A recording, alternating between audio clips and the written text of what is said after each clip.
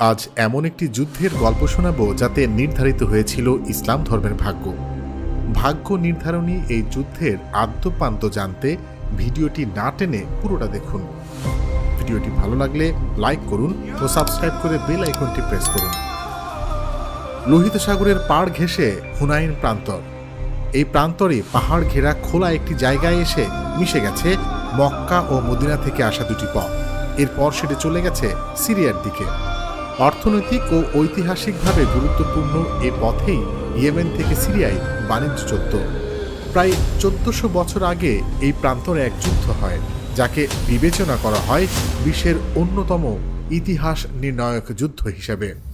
আশ্চর্যের বিষয়, সামরিক দিক থেকে এই যুদ্ধে অংশ নেওয়া মানুষের সংখ্যা ছিল খুবই কম, কিন্তু এই যুদ্ধের গুরুত্ব এত বেশি ছিল যে মুসলমানদের পবিত্র ধর্মগ্রন্থ কোরআনেও এই দিনটিকে আল ফুরকান হিসেবে উল্লেখ করা হয়েছে, যার মানে সিদ্ধান্ত বা রায়ের দিন।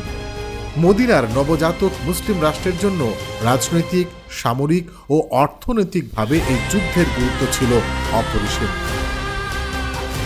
লোহিত সাগর থেকে 10 কিলো দূরত্বে এই স্থানটির নামই বদর।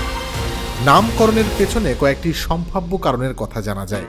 সবচেয়ে উল্লেখযোগ্যটি হল বদর বিন ইয়াখলাদ নামে এক ব্যক্তি এখানে একটি কূপ খনন করেছিলেন। কূপের পানি ছিল খুবই স্বচ্ছ। সেখানকার পানিতে চাঁদের আলোর প্রতিফলন ঘটত। যেহেতু চাঁদকে আরবিতে বদরও বলা হয়, তাই উভয় দিকের সূত্র মিলিয়ে এই স্থানের নাম রাখা হয় বদর। মদিনায় হিজরতের আগে মক্কার নেতৃস্থানীয়দের বিরোধিতার মুখে পড়তে হয়েছিল মুসলমানদের। তাছাড়া দ্বিতীয় হিজরির রজব মাসের 11 তারিখে মক্কার এক গোত্রপ্রধান আমর বিন আল হাদরামি দুর্ঘটনাবশত মুসলমানদের হাতে নিহত হন। নবী সাল্লাল্লাহু আলাইহি সাল্লাম স্থানীয় ঐতিহ্য অনুসারে এই হত্যার জন্য ক্ষতিপূরণ পরিশোধ করেন। কিন্তু মক্কায় কুরাইশদের প্রধানরা এই ঘটনায় ভীষণ ক্ষুব্ধ হয়। শাবান মাসে ঘটে আরও একটি ঘটনা। কুরাইশদের একটি কাফেলা সিরিয়া থেকে মক্কায় আসছিল। গুজব ছড়িয়ে পড়ে যে মুসলমানরা সেই বহরকে আক্রমণ করতে চায়। আবু সুফিয়ান ছিলেন কাফেলার নেতা। তিনি সহায়তার জন্য মক্কায় দূত মারফত খবর পাঠান। বার্তা পেয়ে মক্কা থেকে কুরাইশদের একটি দল আবু সুফিয়ানের কাফেলাকে সাহায্য করার জন্য মদিনার উদ্দেশ্যে রওনা হয়। সিরিয়া থেকে আগত কাফেলা মক্কায় পৌঁছে গিয়েছিল ঠিকই, কিন্তু আবু জেহেলের পীড়াপিড়িতে সাহায্যকারী দল মদিনার দিকে অগ্রসর হতে থাকে। 16 রমজান তারা বদর নামক স্থানটিতে শিবির স্থাপন করে। বলা হয়ে থাকে আবু জেহেলের পক্ষে লোক সংখ্যা ছিল 900 থেকে 1000, আর তারা সবাই ছিল সশস্ত্র। সংবাদ পেয়ে 12 রমজান ইসলামের নবী হযরত মুহাম্মদ সাল্লাল্লাহু আলাইহি সাল্লাম বদরের উদ্দেশ্যে অগ্রসর হন এবং 17 রমজান 313 জন সঙ্গী নিয়ে তিনি ময়দানের কাছাকাছি পৌঁছান। খ্রিস্টাব্দ নিরিখে তারিখটা ছিল 624 সালের 13 মার্চ। শান্তিপ্রিয় কিছু ব্যক্তি যুদ্ধ এড়ানোর চেষ্টা করেন, কিন্তু আবু জেহেলের একগুঁয়েমির কারণে যুদ্ধের দামামা বেজে ওঠে। যুদ্ধ কৌশল অনুযায়ী মুসলমান সেনাদের দায়িত্ব নির্ধারণ করে দেয়া হয়েছিল।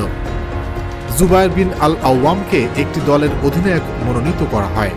কুদ বিন আমরকে নির্দেশ দেওয়া হয় মাসরায় অবস্থান নিতে। মূল নেতৃত্বে ছিলেন রাসূল সাল্লাল্লাহু আলাইহি সাল্লাম স্বয়ং। বাহিনীর পেছনে অংশ থাকা কমান্ড অফ সাহাকার দায়িত্ব কায়েস ইবনে সাসের উপর ন্যস্ত করা হয়। সেই যুদ্ধে মুসলমানদের পরিচয় ছিল ইয়া মনসুর উম্মাহ। আরব ঐতিহ্য মেনে একক লড়াইয়ের মাধ্যমে যুদ্ধ শুরু হয়। তারপর শুরু হয় মল্লযুদ্ধ। দুই তরুণ মাজ এবং মুয়াজ মক্কার আবু জেহেলকে হত্যা করে। এতে মুসলমানদের পক্ষে যুদ্ধের পাল্লা ভারী হতে শুরু করে। কুরাইশরা সংখ্যায় অনেক বেশি ছিল ঠিকই, তারপরও মল্লযুদ্ধের পর নবী মুহাম্মদ সাল্লাল্লাহু আলাইহি সাল্লামের নির্দেশে মুসলমান যোদ্ধারা অতর্কিত কুরাইশদের উপর আক্রমণ করে। এই অতর্কিত আক্রমণ যুদ্ধের চেহারা পাল্টে দেয়, আর কুরাইশ বাহিনী পর্যুদস্ত হয়ে পড়ে। যুদ্ধে 70 জন গুরুত্বপূর্ণ কুরাইশ নেতা মারা পড়েন। 70 জনকে আটক করা হয়।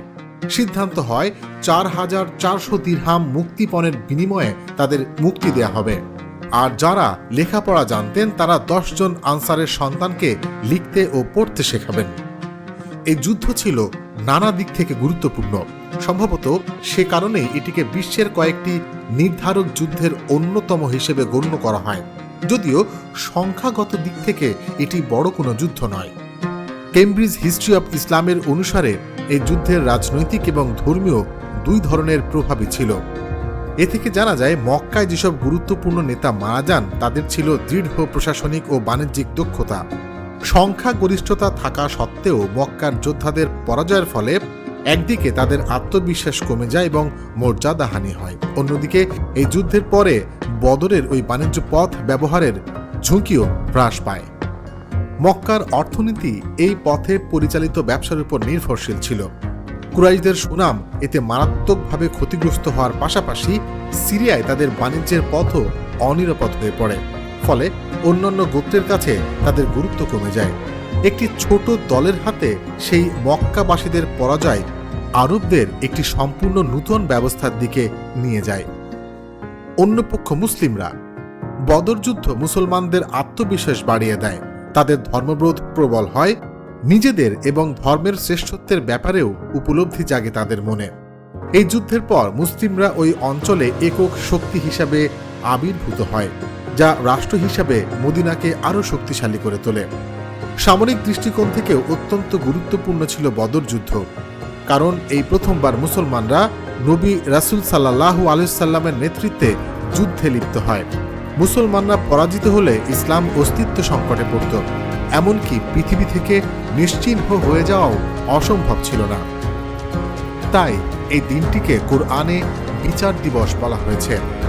শত্রুপক্ষের প্রচুর অস্ত্রশস্ত্র ও জনবল থাকা সত্ত্বেও বিজয় মুসলমানদের সাহস বাড়িয়ে দেয়।